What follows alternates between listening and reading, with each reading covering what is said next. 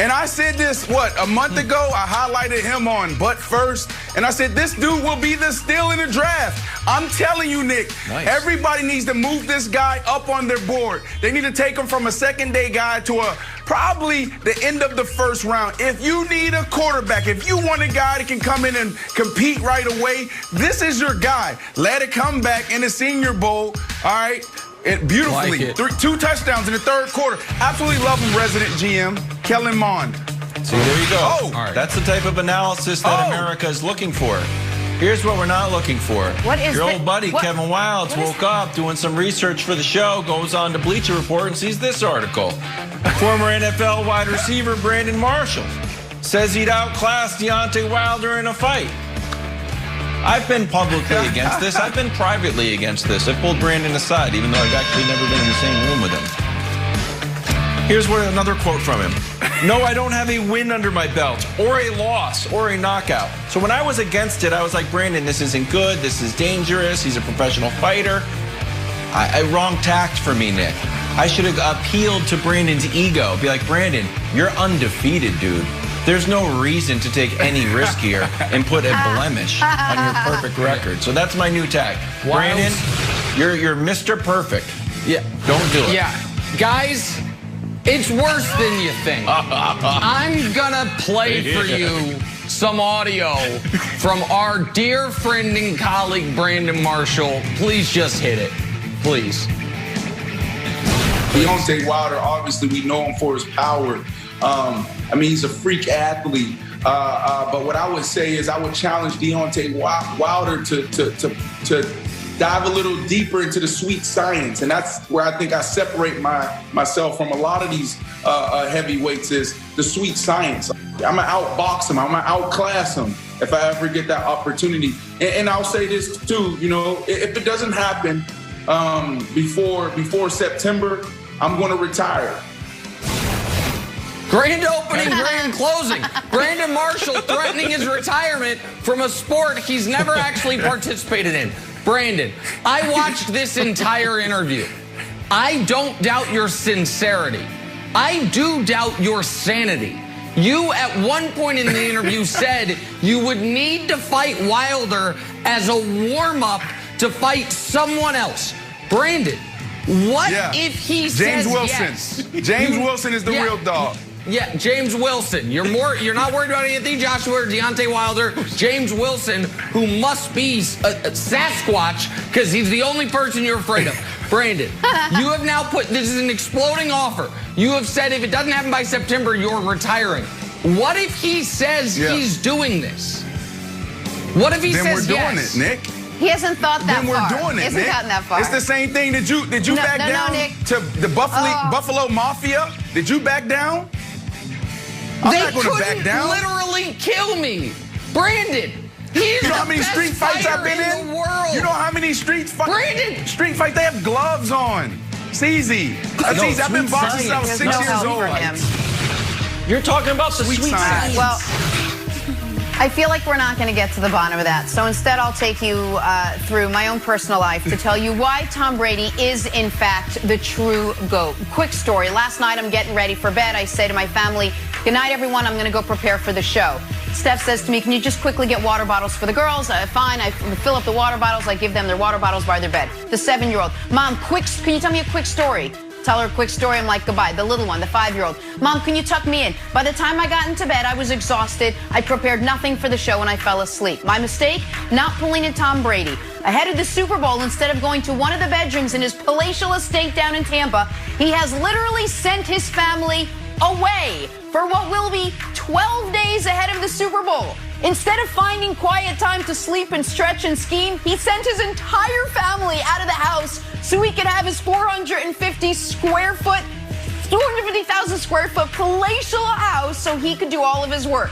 That and only that is why he is the true GOAT. Not the football, not anything else. That's why Tom Brady can call himself the GOAT. He knows when it's about him. I'm sorry, Jenna. In the house? Tom Brady's house went from a studio apartment size to the size of the Superdome.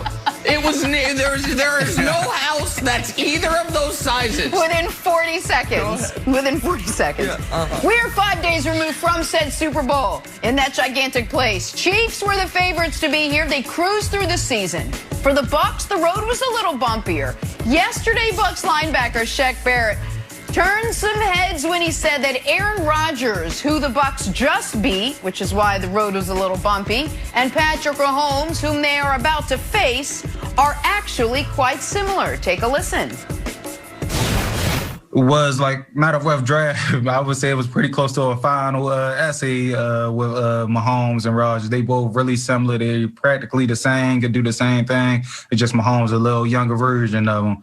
And yeah, just getting to him going to be important for us. But, yeah, like just stepping up our play at the right time, that's what we're doing, and it's working perfectly. We just got to stay consistent for this last game, and we'll be exactly where you want to be at when the clock strikes 0. Brandon, would it be a mistake for this Bucs team to prepare for Mahomes like they prepared for Aaron Rodgers? This is a loaded question, Jenna, because there's so much to these teams, and we don't have enough time to break down the individual matchups from the wide receivers, the tight ends, and also the offensive line. So I'm going to go back to Week 12 when they played. Nick, man, your boys could have put up 40 points on Tampa Bay and Todd Bowles. But if it wasn't for a few fluky plays, you know, it would have been lights out for Tampa even more. They end up losing by 3, but there was a few missed field goals, some fluky plays in the red zone, and there was a couple other things, mishaps in the second half. But when you look at that, what happened in the first half, Coach Todd Bowles came out, tried to play one high, played man, and they moved the ball at will. Second half, they end up smartening up, doubling Kelsey, doubling Hill, and playing soft zones and mixing it up, and they had success. So that's what they did against the Green Bay Packers. And why that is critical, because you look at the offensive line. Both offensive line, they're banged up. They're missing tackles. They're missing some of their key pieces up front. So now Shaq Barrett and JPP, they need to be enough to get pressure on Mahomes. You can't blitz Mahomes. You can't blitz Aaron Rodgers. That front four need to be able to get home, because that dude can beat you throwing the ball against the blitz and with his feet and getting outside the pocket. So for that reason, I think if they have the same game plan that they did against Green Bay with doubling Hill and Kelsey at the right time, and then also getting home with JPP and Shaq Barrett, they will have a chance. But they can't come into this game like they did Week 12 in the first half, buddy. Brandon, that's all great analysis. I heard none of it because I was too focused on Shaq Barrett providing our first, let me write it down, bulletin board material.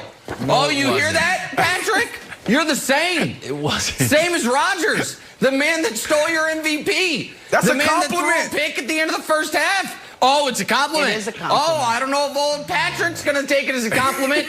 The only thing Patrick and Aaron Rodgers have in common is endorsement ads. And Patrick's better at that, too. Guess what Patrick Mahomes would have done, Wiles? He would have run it in on that third down.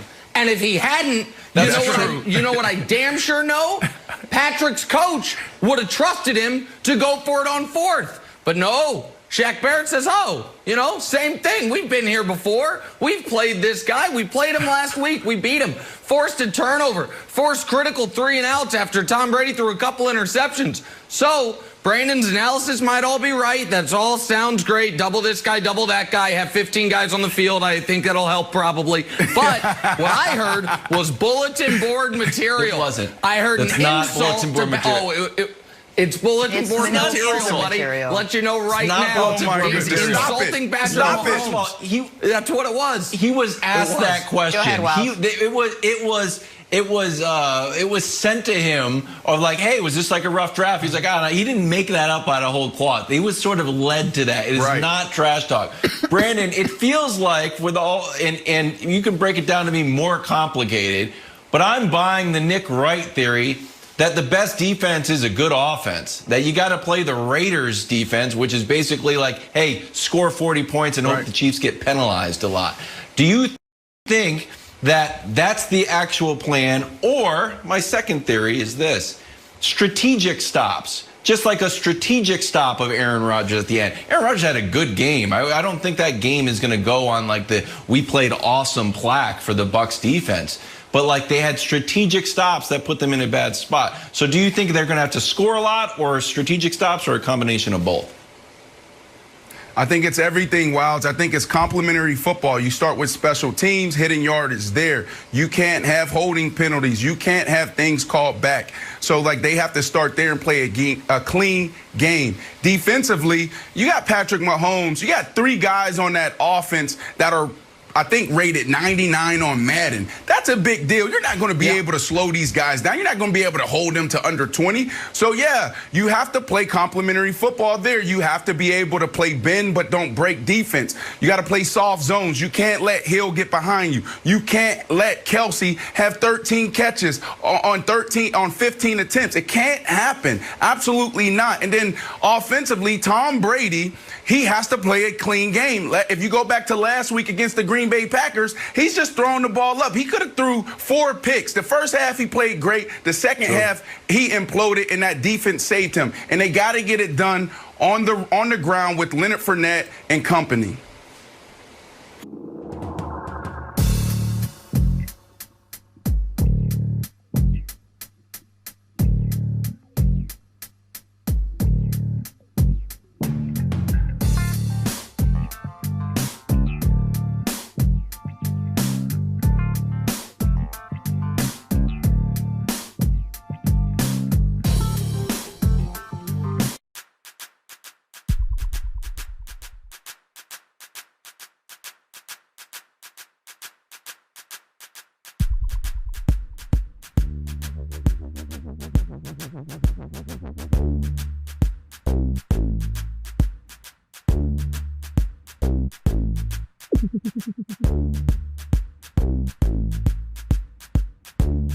Guy led a comeback in the Senior Bowl. All right, beautifully. Like 2 touchdowns in the 3rd quarter. Absolutely love him, resident GM Kellen Mond. See, there you go. Oh, all right. That's the type of